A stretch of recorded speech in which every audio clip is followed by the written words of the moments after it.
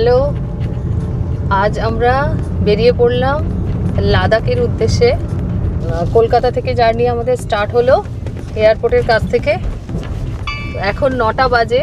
বারাণসী পর্যন্ত আজ ডেস্টিনেশন আমাদের। কাল আমরা যাব বারাণসী থেকে দিল্লি, ধরবো গঙ্গা এক্সপ্রেসওয়ে। অপূর্ব অভিজ্ঞতা শেয়ার করব এই ব্লগেই। গাড়ি পুরো ফুল একদম, সব কিছুই নেওয়া হয়ে গেছে মোটামুটি, যা দরকার ওষুধপত্র থেকে লাগেজ, জামা কাপড় থেকে সবই মোটামুটি রেডি। চলুন যাওয়া যাক। আজ 15ই মে। আমরা এখন দ্বিতীয় বিবেকানন্দ সেতু পেরোচ্ছি। এরপর ডানকুনির টোলটা ক্রস করে NH-19 ধরে নিলাম। এরপর পালসির টোলও পেরিয়ে চলে এসেছি। ডিসেম্বরে উত্তরাখণ্ড ট্রিপের সময় দেখেছি এই ওভারব্রিজগুলোয় কাজ চলছে, এখন কমপ্লিট হয়ে গেছে, সময়ও দেখাচ্ছে কম লাগবে। আগে 14 ঘন্টা লাগতো, এখন প্রায় 40 মিনিটের মতো কম লাগবে দেখাচ্ছে। আমরা প্রায় 1 ঘন্টা 15 মিনিট চলে এসেছি। ট্রিপটা সেট করতে ভুলে গিয়েছিলাম, তাই রিডিংটা নিয়ে নিলাম। প্রতিবারের মতো প্রথম দিনের খাবারটা বাড়ি থেকেই বানিয়ে নিয়ে চলে এসেছিলাম। দুপুরে একটা জায়গায় দাঁড়িয়ে খাওয়াও হয়ে গেছে। ঝাড়খণ্ডে ঢুকে গেছি এখন। পুরো রাস্তাটা দেখালাম না, কারণ মানালি যাওয়ার সময় রাস্তাটা পুরো দেখিয়েছিলাম। রাস্তার ধারে একটা জায়গা দেখে দাঁড়ালাম। 3:20 আমরা একটু দাঁড়ালাম। 7 ঘন্টা 17 মিনিট বাকি। যে পাহাড়ের পাশে বসে চা খাওয়া হচ্ছে। গাড়ি দেখুন কোথাও আর ফাঁকা নেই। ঠান্ডা ঠান্ডা ওয়েদার, বেশ ভালো লাগছে। একটু বৃষ্টিও হয়ে গেছিল। এখন হচ্ছে 10:50 রাত।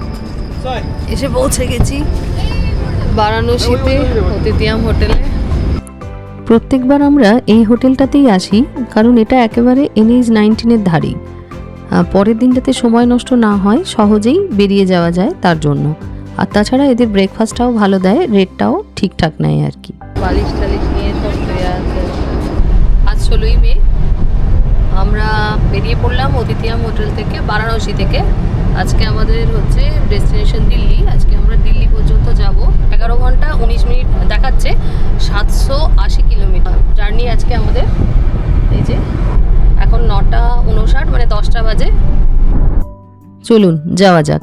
আগের বার উত্তরাখণ্ড যাওয়ার সময় আমরা পূর্বাঞ্চল এক্সপ্রেসওয়ে ধরেছিলাম, আর মানালি যাওয়ার সময় আগ্রা লখনৌ এক্সপ্রেসওয়ে ধরেছিলাম।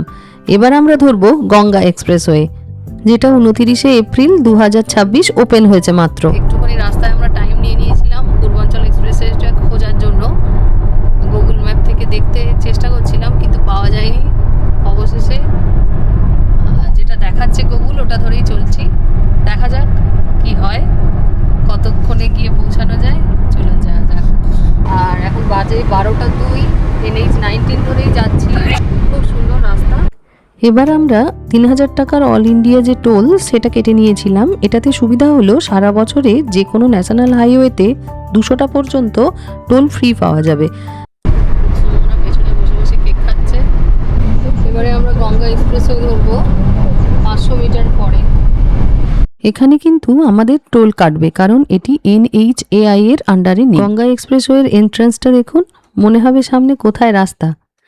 যাই হোক, প্রথমে কোনো টোল কাট দিতে হলো না, শুধুমাত্র স্ক্যান হলো, শেষে গিয়ে কাটবে। গঙ্গা এক্সপ্রেসওয়ের দৈর্ঘ্য 594 কিলোমিটার, প্রয়াগরাজ থেকে মিরাট পর্যন্ত। উত্তরপ্রদেশের 12টা ডিস্ট্রিক্টের ওপর দিয়ে যাচ্ছে এটা। এখানে স্পিড লিমিট 110 থেকে 120। প্রথমে যে রাস্তাটা অত সরু, ভেতরে ঢুকলে আর বোঝাই যায় না, একদম ঝাঁ চকচকে রাস্তা। 110-এ চলছে গাড়ি। অসাধারণ। আমাদের টাইমও অনেক কমে চলে এসছে, 12:22 বাজে। আগেই 12টা ডিস্ট্রিক্ট পার হতে সময় লাগতো 11 থেকে 12 ঘন্টা, এখন সময় লাগে 6 থেকে 7 ঘন্টা। আমরা যাব 560 কিলোমিটার। আর এখানে 3 হুইলার আর 2 হুইলার অ্যালাউ নেই। AI পাওয়ার্ড টোল কালেকশন সিস্টেমের জন্য গাড়ি থামাতেও হয় না। আজকে 16 তারিখ, 16ই মে। 12 তারিখে লে আর মানালি যে রুট, সেই রুটগুলো মানে পাসগুলো, সেগুলো খুলে গেছে। ফলে আমাদের পুরো সার্কিটটাই আমরা কভার করব, অর্থাৎ জম্মু থেকে শুরু করে একদম মানালি দিয়ে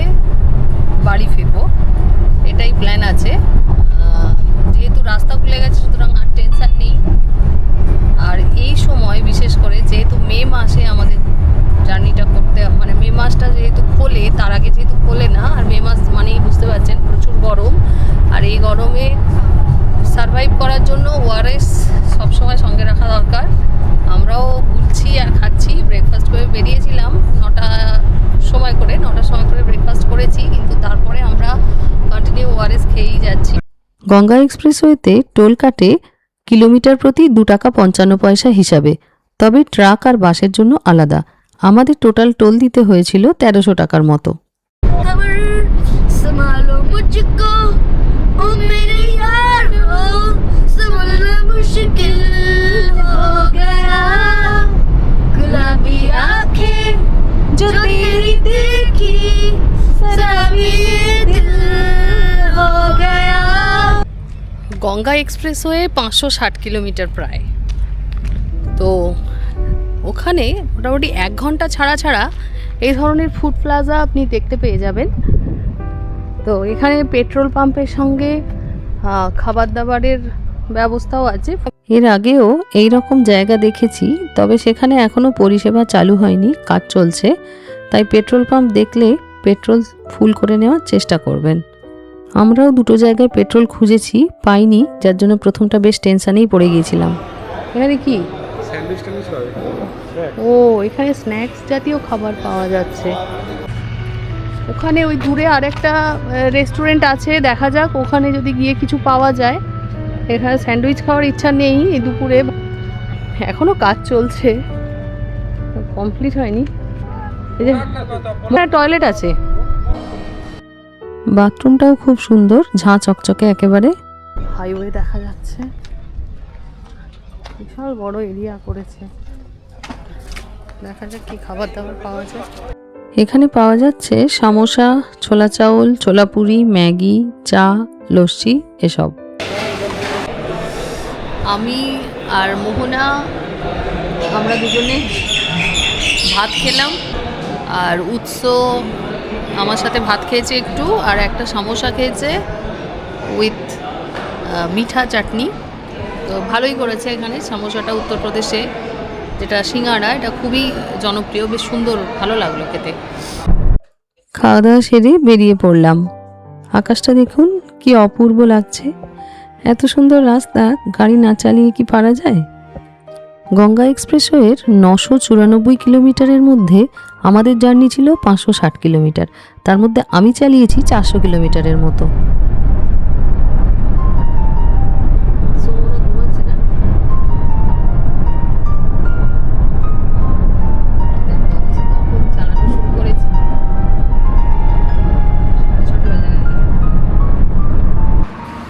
এত সুন্দর লাগছিল বিকালটা, একটু দাঁড়িয়ে গেলাম। কি অপূর্ব লাগছে চারিদিকটা। আমার মেয়ে ছবি তুলছে দাঁড়িয়ে দাঁড়িয়ে। লাগে যে পুরো ভর্তি, দেখুন গাড়িটা। উৎস, এই দেখ নাকের ওপর চশমা পড়েছে উৎস, বসে পপকর্ন খাচ্ছে গুড়গুড়া।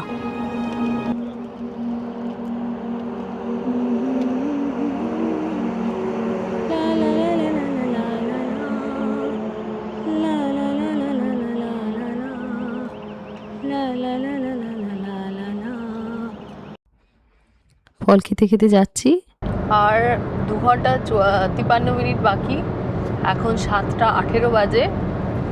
এখনও গঙ্গা এক্সপ্রেসওয়েতেই আছি, আর 78 কিলোমিটার বাকি আছে গঙ্গা এক্সপ্রেসওয়ে পার করতে।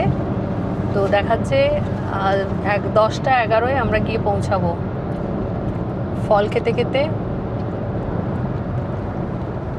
ফল খাওয়াটা একটু দেরি হয়ে গেল।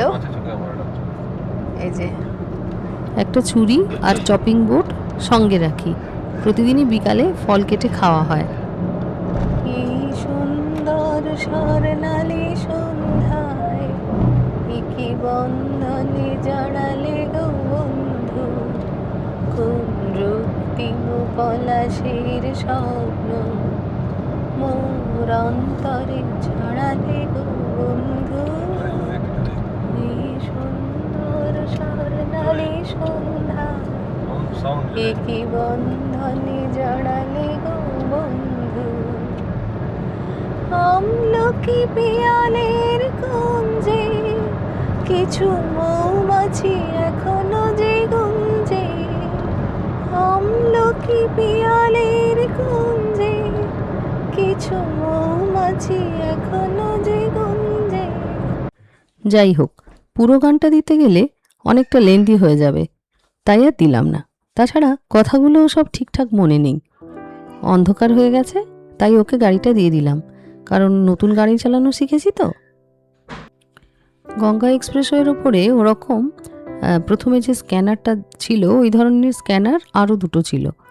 তারপর ওখানে কিন্তু টোল কাটছে না, একদম শেষে গিয়ে টোলটা কাটলো।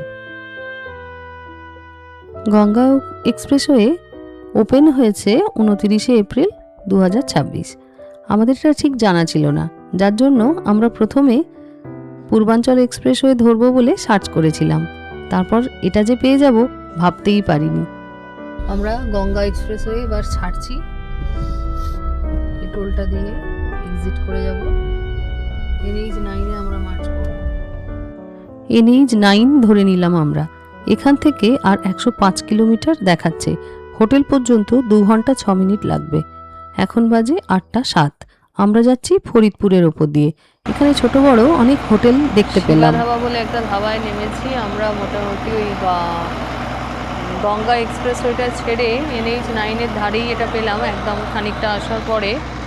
এর আগেও ছিল কয়েকটা রেস্টুরেন্ট, সেগুলো ছেড়ে আসার পরে আর একটা এটা পেলাম। বেশ ভালো। ডিনারটা এখানেই সারবো।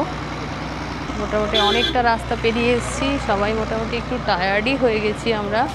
ডিনারটা এখন সেরে নেবো, কারণ আমাদের দেখাচ্ছে রাত 10টা বাজবে। আরও পরে খেতে গেলে আরও দেরি হয়ে যাবে, তাই ভাবলাম আগেই খেয়ে নিই, এরপরে আবার যদি না পাই সেই রকম রেস্টুরেন্ট। ডিনার সেরে গাড়িতে উঠে পড়েছি। এখন আমরা প্রগতি ময়দান টানেলের ভিতর দিয়ে যাচ্ছি, আর 28 কিলোমিটার বাকি, 43 মিনিট লাগবে। এই টানেলটি মূলত নিউ দিল্লির ভাইরান মার্গের হেভি ট্রাফিক এড়ানোর জন্য তৈরি হয়েছে।